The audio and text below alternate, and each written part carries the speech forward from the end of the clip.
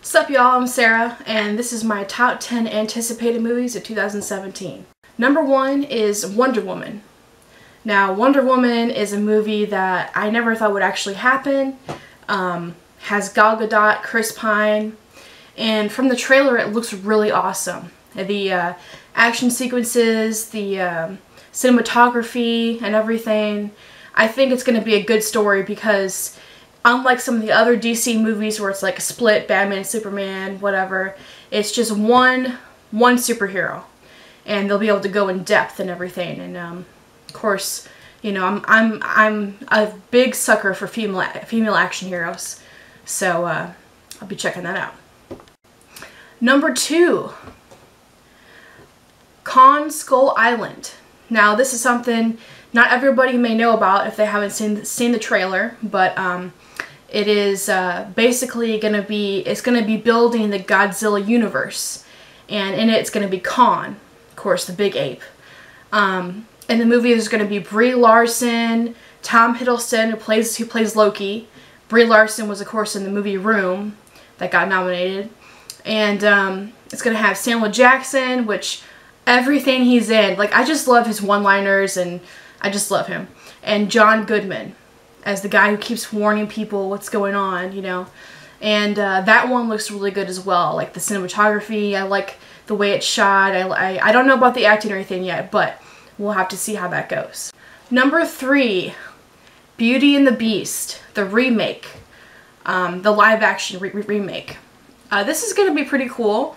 I think Emma Watson will probably be able to pull off being a good Belle.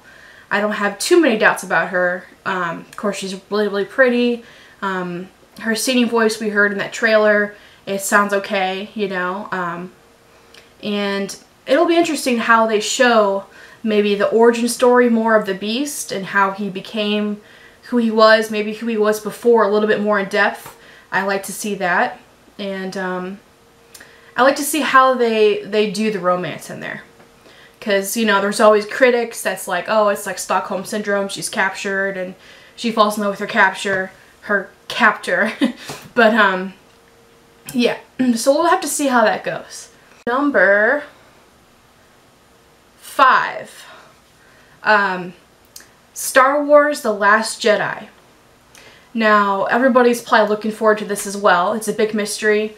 All we have is the, you know, title with just the screen, and we don't know what's going on.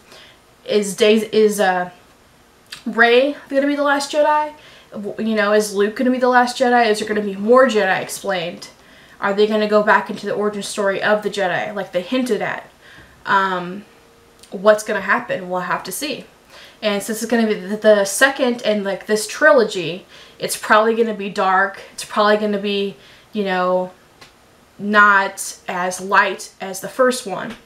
So, and you know, calling upon Empire Strikes Back. So we'll have to see how that goes. And as you can see, I have a Star Wars shirt on right now. So I'm a pretty big fan, but I'm not a super fan. But I do like the movie, so we'll just have to see how that movie is. Alright, number 4. The Circle by Dave Eggers, I think his name is.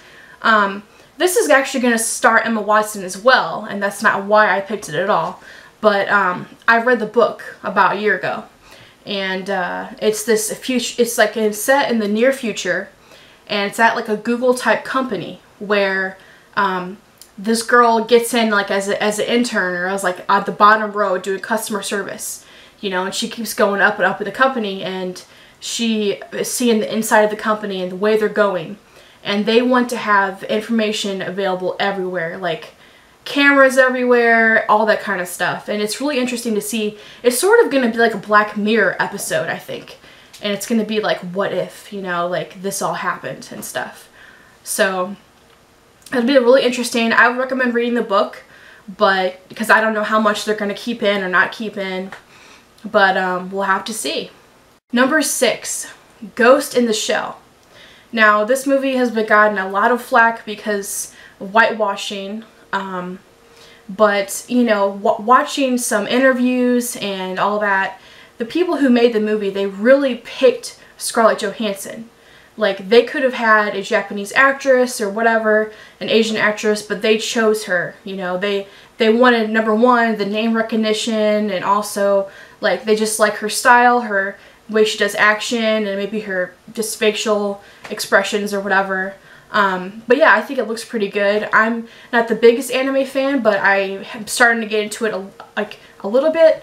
I think that the story should be good, hopefully, and it will for sure be good to look at, and it'll have an awesome world. Like, I think the world building will probably be good.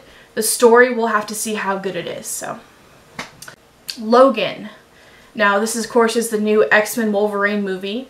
It's going to be coming out in March, and you know, Hugh Jackman, Patrick Stewart, and then the new girl in it. I'll have to look up her name for you. But, and you guys have seen the trailer. So it looks pretty good. It's going to be more of a independent type X-Men. And, I don't know. I think it'll be good. It's going to be, you know, rated R. People are like, oh, it's rated R. You know, it's the only, I think, the second or third X-Men movie to ever be rated R. So, of course, it's going to have more violence. We're probably going to see Hugh Jackman's butt that we don't really care about seeing, but I know some of the girls out there are into him, but, you know. But, yeah. So, that'll be good. Of course, it's post-apocalyptic. I'm kind of into that. Most people are these days. You know, it can be overdone, but it definitely will work for that movie. Justice League, number 8. Number 8. This movie, there's only a teaser trailer out, so we don't know that much about it, besides they're going to introduce Aquaman, Cyborg, and maybe someone else. And I don't really read comics or anything, so I only know about him what I've seen in cartoons and all that kind of stuff. But it should be good. I mean, Ben Affleck's is a good actor, and I don't really know what to expect, to be honest with you guys. I don't know if it's going to be like really awesome or just kind of mediocre. We'll have to see. Okay, next one. Murder on the Orient Express. Now this one, not as many people know that they're going to be remaking this. This is an old Agatha Christie book, but it was done in like '74, I think, and they're remaking it. It's going to have Johnny Depp, Daisy Ridley, who plays Rey in Star Wars, Penelope Cruz, and I think Michelle Pfeiffer. So that should be interesting. I mean, Johnny Depp can sometimes go over the top and be completely ridiculous, so I hope he's not the main character. I hope he's like a quirky guy that may be suspected of murdering, you know, whoever. But yeah, I mean, if you guys have read Agatha Christie, her books are awesome. So she has like And Then There Were None and some other books like that. The 10 Little Indians, I think, is hers. So yeah, I mean, the source material is there. So as long as they like stay on the story, make it thrilling, make it exciting, you know, it should be good. Okay, next one. Number 10, Pitch Perfect 3. Now, Pitch Perfect 3, I don't really know what they're going to do because it seems like they graduated, so maybe they're going to get back together to make an album or something. I don't really know what the plot's going to be at all. But I did see some pictures from and some videos from them rehearsing, so it looks pretty good. Yeah, so Anna Kendrick and I can't remember her name. Oh, Rebel Wilson and the other chick. I can't remember her name either. But it should be pretty good. I hope it'll have good songs in it and all that kind of stuff. So we'll have to see how it is. Number 11, Coldest City. Now this one I just recently learned about, but I am a big sucker for female action stars, of course, female action heroes and movies that are like that. So this is going to star Charlize Theron, and she's going to be a British spy. It's going to be like a thriller, you know. It's going to have the director of John Wick and Deadpool. I don't remember his name, but he is a pretty good director. So I'm excited for that, and I hope it's going to be like, sort of like Salt, but better. So I hope it'll be like that. So that should be coming up soon. yeah, and I mean, as time goes on, I heard that it's been adapted from a either comic book or like a book. So I'll have to look into that more and see maybe the source material and see how they're going to treat it. Now, this category, I only have 2 of movies that I'm like, why are they doing this? Why are they making this? I'm sure you guys have been there, like when they made that most recent Texas Chainsaw one that was really bad, Poltergeist, why did they remake that, etc. They're going to be making Saw Legacy. And they made 7 Saws, okay, 7. That is a lot of Saws. And I saw the trailer. It was like a little teaser trailer, like 40 seconds long. Of course, there's a guy trapped in somewhere, and, you know, do you want to play a game and all that jazz. But why? Why are they making this? They kind of summed it all up.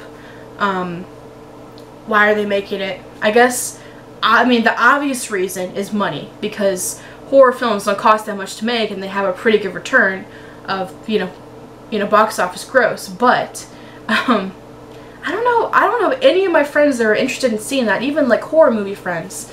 So we'll have to see when the real trailer comes out if it's going to be total crap or not. Alright. The second one I'm wondering why they're making is Mummy. They're remaking The Mummy. And it had Brandon Fraser or someone in it. I forgot his name. But you know, they had like a whole trilogy back in the day. Granted, it's been over 10 years, maybe 15 years or something like that since they've done that. So it's been a while. I still remember that soundtrack to it. But anyway, it's going to have Tom Cruise. And the trailer looked pretty decent, but maybe they're trying to introduce to a new audience that didn't know the original. But again, it comes down to why do Hollywood make remakes that's not necessary, that doesn't really bring anything new to it. You know, like occasionally a remake will be good, but I don't know, they're just out of ideas. What's the deal? Okay, so that was my most anticipated movies of 2017 and my 2 movies that I'm like, why are they making this? So if you like this video, please comment or like it, and subscribe to my channel. I'm going to be making more videos like this. I know I have my Rose and Rosie videos, and I don't know how many more of those I'm going to make, but I do enjoy making them, so I'm just doing this for fun, and hopefully I'll yeah. So subscribe. See you later. Bye.